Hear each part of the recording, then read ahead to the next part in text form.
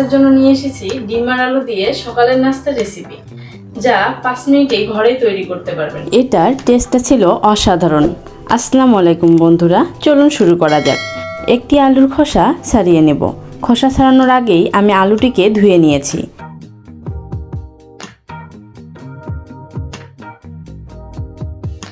এবার আলুটিকে কেটে নেব।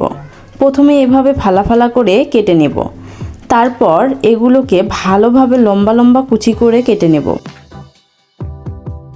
যতটা চিকন করতে পারবো ততই তাড়াতাড়ি সিদ্ধ হবে।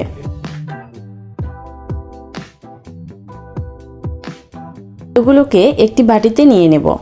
একটি আলুর জন্য আমি একটি ডিম ব্যবহার করেছি। দিয়ে দেব 3 টেবিল চামচ আটা, স্বাদমতো লবণ, স্বাদমতো চিলি ফ্লেক্স এবং 3 টেবিল চামচ পানি। এখানে বেশি পানি ব্যবহার করা যাবে না। এবার ভালোভাবে মিক্সড করে নেব।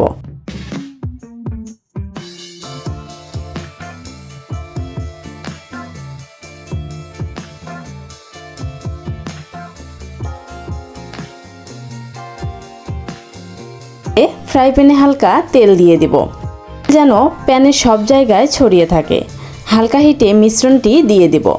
চামচ দিয়ে ভালোভাবে ছড়িয়ে দেব, গোল করে ছড়িয়ে দেব। এবার ঢাকনা দিয়ে ঢেকে দেব 2 থেকে 3 মিনিটের জন্য। এখানে চুলার হিট হালকা রাখতে হবে। ঢাকনা তুলে উল্টিয়ে ভালোভাবে ভেজে নেব।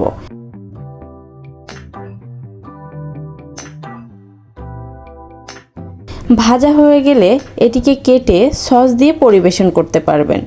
ভিডিওটি কেমন লাগলো এবং রেসিপি সম্পর্কে জানার থাকলে অবশ্যই কমেন্ট বক্সে জানাবেন। আল্লাহ হাফেজ।